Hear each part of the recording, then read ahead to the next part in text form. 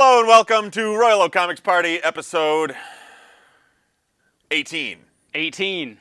Finally legal. Finally legal. I don't know. What's been up, man? Why are we here today? Why are we here? Well, we need to do Royal Oak Comics Party as part of our parole. Right.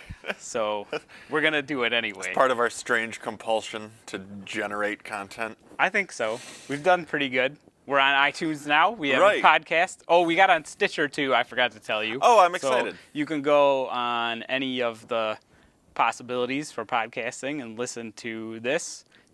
Have we been putting Picture Adventure on the podcast? No. Okay, good. Picture Adventure is YouTube only. Videos only? Mm-hmm. Okay. Well, I don't know. I've been working on the Truth Art book. Yeah. So that's your script that I've been working on, which is going really well. I'm probably like 80% done with that at this point. Looking good from what I've seen on I've been looking Twitter. up a lot of scary anorexia pictures and Good. stuff. It's been really good. I got a small boner at your drawings of swimsuits. You mean I have to redraw it now? No, it's It was good. small. That's a good sign, I think. That's good. How about you? You are working on a new project as well. A special. Can we talk about the special secret Nana project? The Nana Project, yeah, we could talk about that.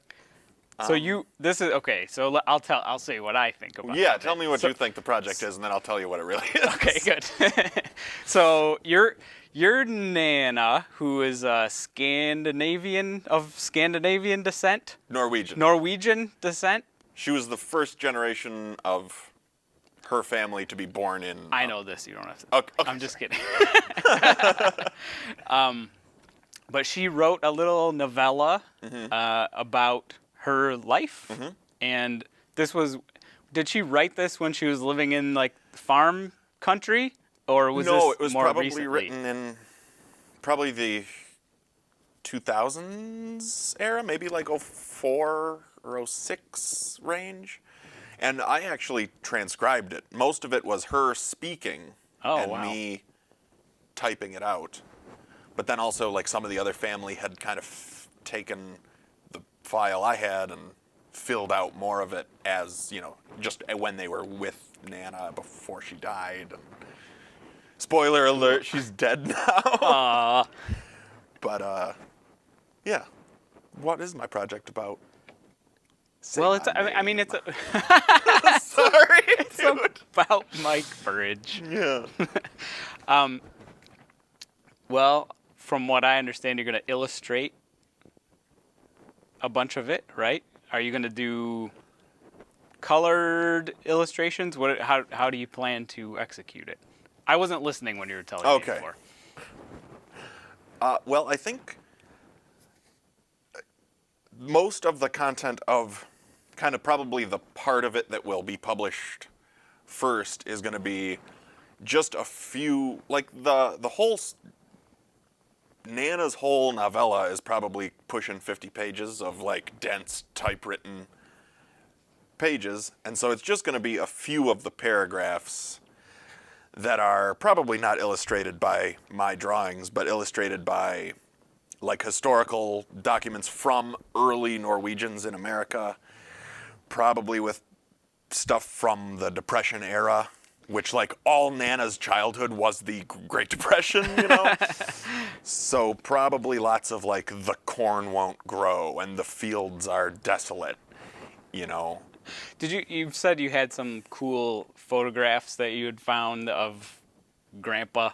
Yes. Or is it like, great grandpa or grandpa with would it be? his famous violin and Yeah, stuff it would like be that? my great grandpa. So it would be Nana's dad was a luthier, made violins. And so I found this photo of him playing a violin it was a newspaper clipping where he was in the newspaper playing this violin, which I think my immediate family still has possession of. So Cool. there'll be some. So each copy will come with its own violin. Yeah, I think there's going to be some, like, the violin is the kind of icon through, like, a repeating theme through a lot of this Knudsen family, Norway, Great Depression material, which I'm not even sure yet how it's going to be presented. I'd rather it be a bunch of small pieces than like, I'd rather just spend like a couple months doing a little book and a couple months doing a little book than, spend a lifetime doing one master tome. Yeah, yeah. But I don't know. What it's going to look like, I'm not even sure yet. I envision like, brown paper and like, maybe like rough screen print on the cover, but like probably just in the same theme of like found images, black and white Xerox, and then it's just put together in a way that like tells the story, which like the stuff that I want to put in the book isn't even the big story. Like Nana growing up on the farm and it's the Depression and, it's desolate winter perpetually. And then she goes to the dance where all the military guys are and she meets who's going to become my papa, my grandfather. And he's like, baby, I got to go to World War II. You meet me in New York City when I get out of the war in like 5 years. You meet me in New York City. And Farm Girl in North Dakota is just like waiting it out and then gets bus ticket and is just at that spot at that time in New York City and meets Papa and marries him and has my mom. And like, it's like the whole story of their relationship would be cool as that's amazing, man. thing. But I don't know, man. I'm so fucking tuned up right now. I cannot stay still and I don't know. I'm so uncomfortable. I gave you a lot of coffee before we started. But what are your things? I'm working on Nana book. What are you working on? You're working on the Truth Start thing. It's going to be so beautiful, and I've only seen like 3 little parts of pages. Yeah, I'm going to keep it a secret. Oh. But I think that one is going to be done, like, unlike the last bigger Truth Start book that I did 40 years ago, instead of taking the whole 11, or what is it, 8.5 by 14 legal size sheet, which that is a good trick if you're doing self-made comics, is to get a giant page, but you don't have the 11 by 17 printer, do that legal size paper, because most of the printers, even if you have to hand feed it in there, they will do that. But take that, and because of the way the panels are shaped, which is kind of like a long rectangle, is just almost do it like Garfield size book. Yes. Where it's like, it's that 8.5 by 14 page, but cut in half. So each book is maybe about that big. I think that's going to be cool. Otherwise, almost like Chick Tract size. Yeah, kind of like a little blown up Chick Tract, I guess. but with more guilt.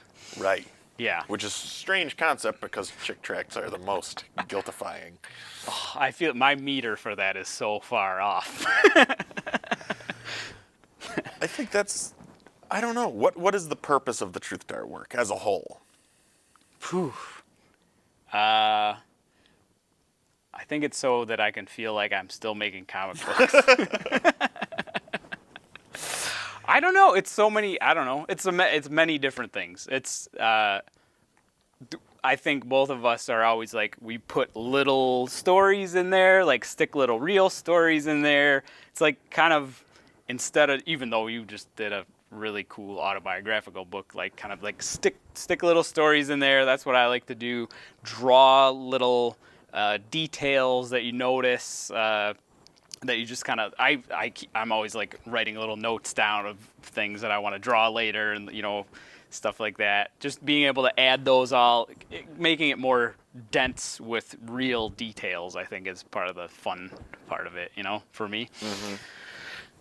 I definitely think my Truth Start books are far more intimate and naked than my autobiographical book was or is. Yeah, there's more nudity in this one for sure. Is there nakedness in it? I haven't decided yet. I'm so guilty. As long as you feel bad when you do it. You always have to be feel like bad. A little kid with his porno drawings hidden under his bed. Hidden in the Jacques Cousteau book. Yeah. Ripping them up into little pieces. Like, nobody could ever see this. Put it down the drain. I got in trouble once for lighting a fire in my backyard. That was which like I porno was so drawings? glad I got in trouble for being a young arsonist, because It would have just blossomed from there. Well, I would take any punishment for starting a fire because that meant the annihilation of my secret porno drawings during like the onset of puberty. It was worth it. Yeah, totally worth it. I wanted to. Did you see? There's like there's a news story or a science story about. Okay, they did this study where they had these people on like a secret camera, and they had all these people come through and meet each other for the first time. And they didn't tell them specifically to shake hands, but what most of the people did was they would shake each other's hands. But the study was actually about what people do after they shake hands, like whether they like wash their hands or okay. But they found that like it was something crazy, like 90% of the people after they shake a person's hand, they take the hand and then they sniff it. And like they're like secretly, even if it's just you take the hand and then you could just go like a little quick one. Huh. It was like everybody. It wasn't just like a pervert thing or whatever, which I could understand better. But like they, like everybody was doing that. Oh They were my trying to figure out like whether it was I don't know, like a pheromone Reading thing the pheromones, yeah. But I don't know.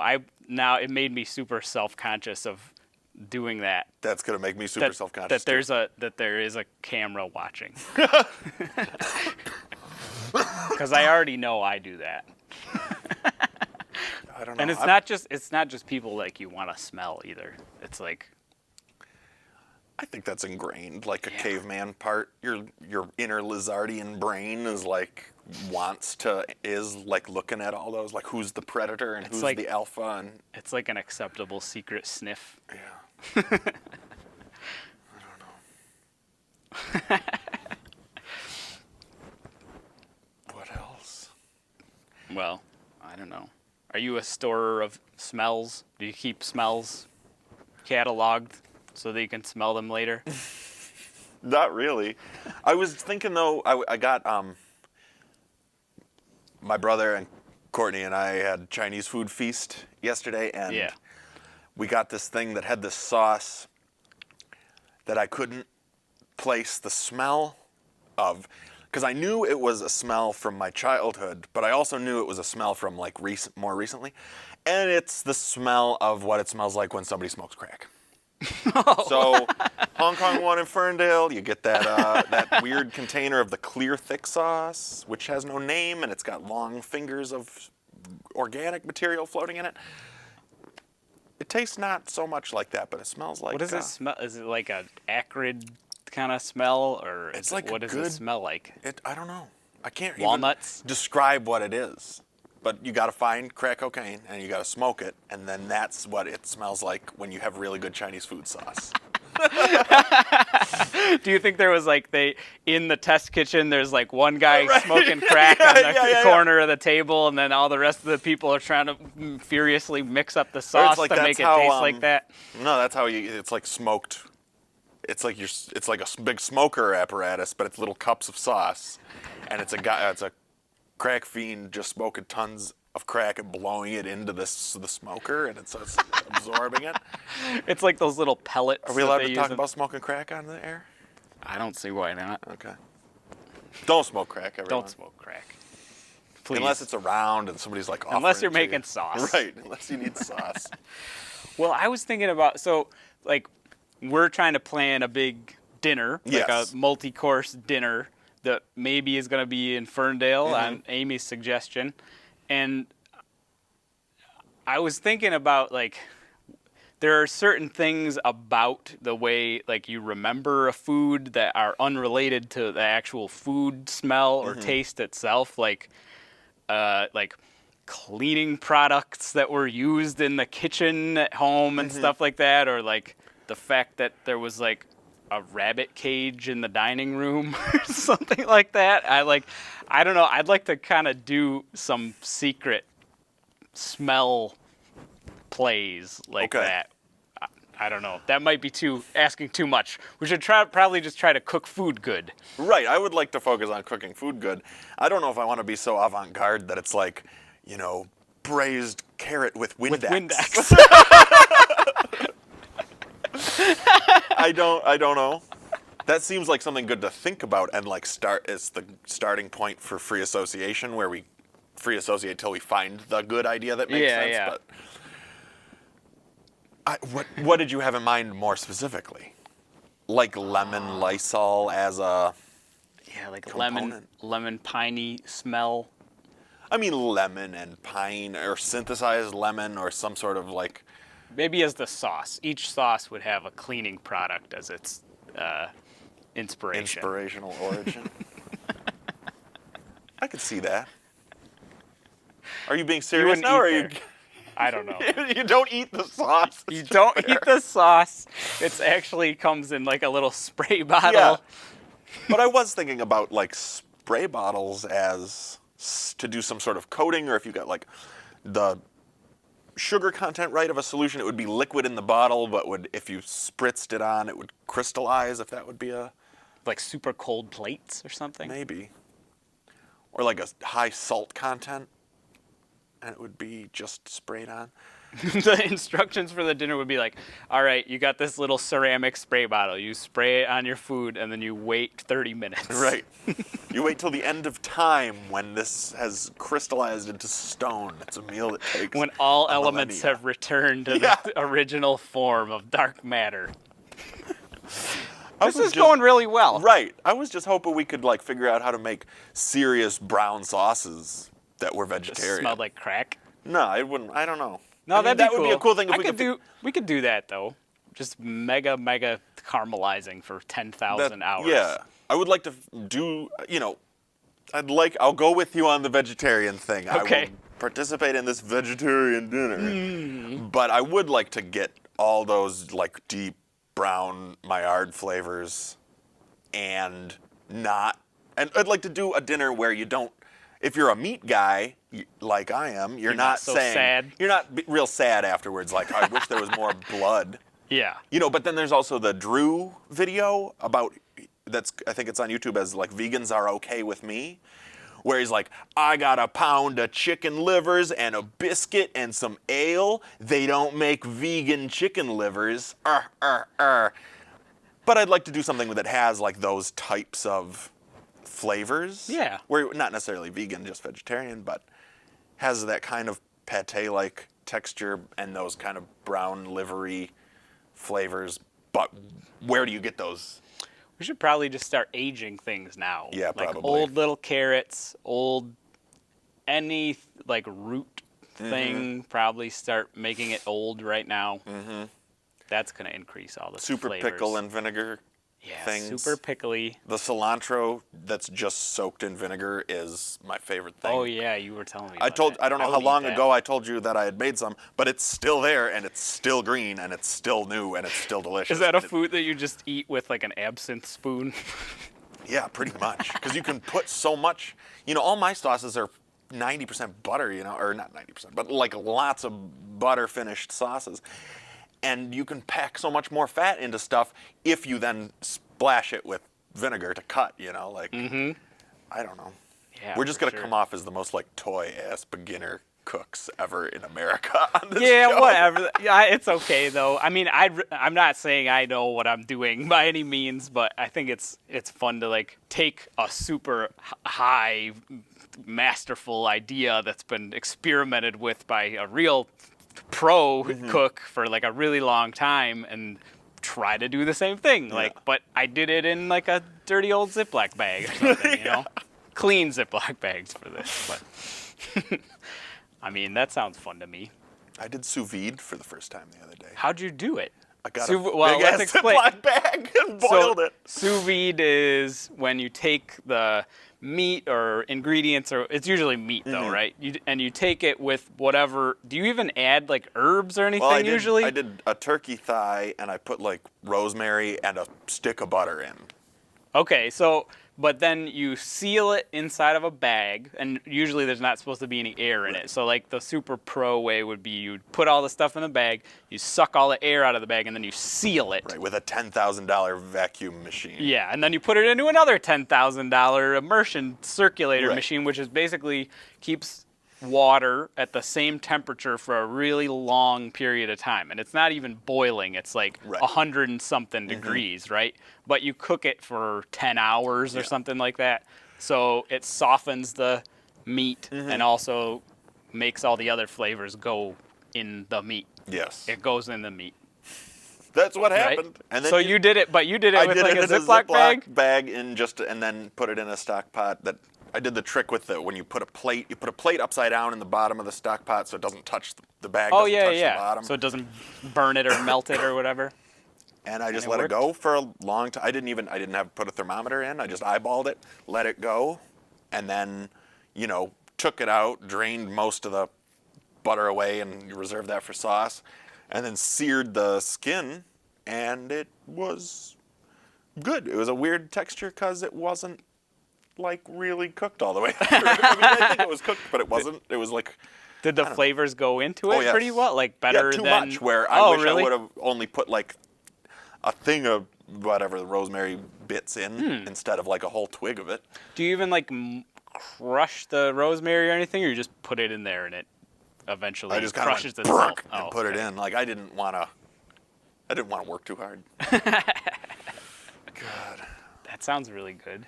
I think maybe another thing we could try to do is like some kind of vegetarian sausage or something might be really good. But like maybe put the cilantro in there or something, or have the cilantro as the topping for that. I'd like that. And I'd like to do like a super thin ass dried out sausage, like super cured, maybe smoked or something. Yeah. Because it's easy to just like, I ground up anything and put it in casing. And then you have sausage no matter what it is. But I'd like to do something that was a little more. Is there fake casing? Like, what can you buy that easily? You know those, I don't know if you like the pepperonis at Green Lantern that turn into cups of grease? That cupping action is because I think it's cellulose. Oh, okay. Because that shrinks when you heat it. Yeah. I don't know if it's cellulose. It's like bad ceramics technique, like where something is expanding or shrinking at the wrong rate. People like those pepperonis because they do that, because it's the artificial casing. So you can just buy that and then throw things inside of it? The joys of the internet, we can buy anything. That sounds good. I think we're out of time, and I gotta go to the bathroom. Are we out of time? I don't know. What time did you say it was? I don't know. I'm uncomfortable all day. I have so much energy, and it's like not coming out in the right way. I feel like there's a wall up between us. Is there? I don't know. Move it here. It's okay. It's my complaining hour. Gosh, but I haven't been more excited about comics in a long time. Our comics. Yeah. I still hate normal comics. But, yeah, me too. But I haven't been more excited about comics because it seems like we're more focused than ever. We're working with the biggest ideas we've ever tried to tackle, and we're being the most consistently productive about them. And so, at least there's that. Yeah, I agree. I feel good about it. if that is possible.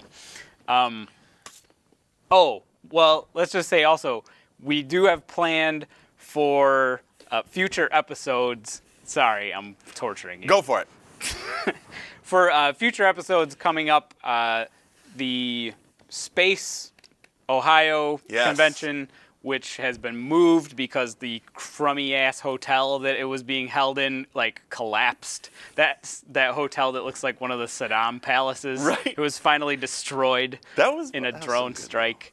And we're going to be doing it, that one and other ones, going to be doing documentaries about each one of those. Yes. Which will become Royal Oak Comics Party episodes. And now we're going to go to the bathroom. Okay, thanks for joining us on Royal Blah, blah. Okay, goodbye, everyone. Help! That's fine. I think we're done. Oh my God.